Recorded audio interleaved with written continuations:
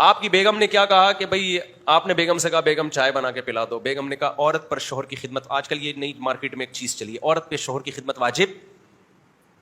یہ آج کل کے بعض اسکالرز ہیں نا, نہ ساس کی خدمت واجب ہے نہ شوہر کی خدمت واجب ہے, کچھ بھی لازم کسی پہ بھی نہیں ہے. وہ گوروں والا سیٹ اپ لانا چاہ رہے ہیں کہ بیوی اپنی چائے خود بنا رہی ہے, میاں اپنی چائے خود بنا رہا ہے, وہ اپنا خود کما رہی ہے, یہ اپنا خود کما رہی ہے, کوئی ریلیشن آپس میں گیا. اور بعض لوگوں نے یہ بھی کہنا شروع کر دیا ساس سسر کا اسلام میں کوئی رشتہ ہی نہیں ہے. اتنا بڑا جرم ہے بھائی یہ الفاظ کہنا. قرآن کے تم آیتوں کو چینج کر رہے ہو, خاندانی نظام کو آپ تباہ کر رہے ہو. موضوع سے ہٹ کے بات کر رہا ہوں, لیکن پھر یہ موضوع بنا کے یہ باتیں آتی نہیں ہیں. قرآن کے الفاظ دیکھو, سورہ فرقان میں هو الذی خلق من الماء بشرا, اللہ وہ ذات ہے جس نے غلیظ پانی سے تمہیں پیدا کیا. آگے قرآن کہتا ہے اتنی عزت دی ہے فجعلہ نسبا وصہرا, نسب والا بھی بنایا, ددیال ننیال والا, اور سسرال والا بھی بنایا. تو سسرال کا کوئی رشتہ ہی نہیں ہے. قرآن تو دو ہی رشتوں کو ہائی لائٹ کر رہا ہے کہ میں نے تجھے عزت دی ہے پانی سے بنا کے. غلیظ پانی تھا, کپڑوں پہ لگتا ناپاک ہو جاتے, جسم سے نکلتا ہے غسل فرض ہوتا ہے. اس غلیظ پانی کو اس خدا نے ایسی, یہ خدا کے وجود کی بھی دلیل ہے. آٹومیٹیکلی یہ کام ہوتا ہے, تو ایک پانی کو, ناپاک پانی کو اتنی عزت نہیں ملتی آٹومیٹیکلی. اللہ کہتے ہیں میرا کام ہے, غلیظ پانی تھا تو پیدا کر کے ایسا بنایا. جب دنیا میں آیا تو دو خاندان, ایک ددیال ننیال والا جس کو نسب کہا ہے, ددیال بھی خوش ننیال بھی خوش, اور دوسرا سسرال والا جو بلوغت کے بعد ملتا ہے. تو اللہ تو سسرال کو بڑے اہتمام سے ذکر کر رہے ہیں. اور ہمارے یہاں بعض لوگوں نے کہنا شروع کر دیا اسلام میں سسرال کا کوئی رشتہ ہے ہی نہیں. آپ کہہ سکتے ہیں اس میں سسرال ہے, ساس سسر کہاں ہیں؟ تو سسرال سب سے پہلے ساس سسر ہی سے شروع ہوتا ہے.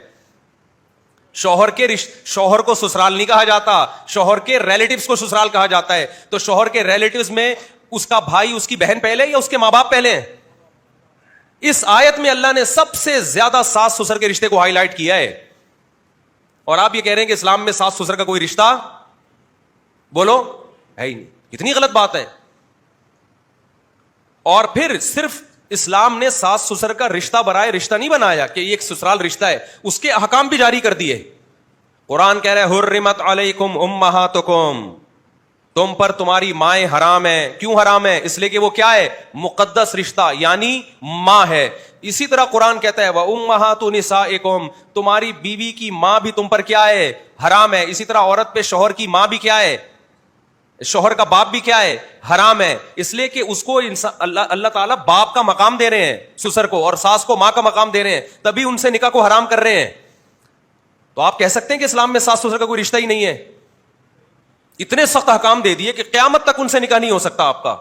تو نکاح نہ ہونا یہ کس بیس پہ ہے؟ یہ ان کے احترام کی بیس پہ ہے. تو ماں کا درجہ دیا جا رہا ہے ساس کو, اور سسر کو کس کا درجہ دیا جا رہا ہے, باپ کا درجہ دیا جا رہا ہے.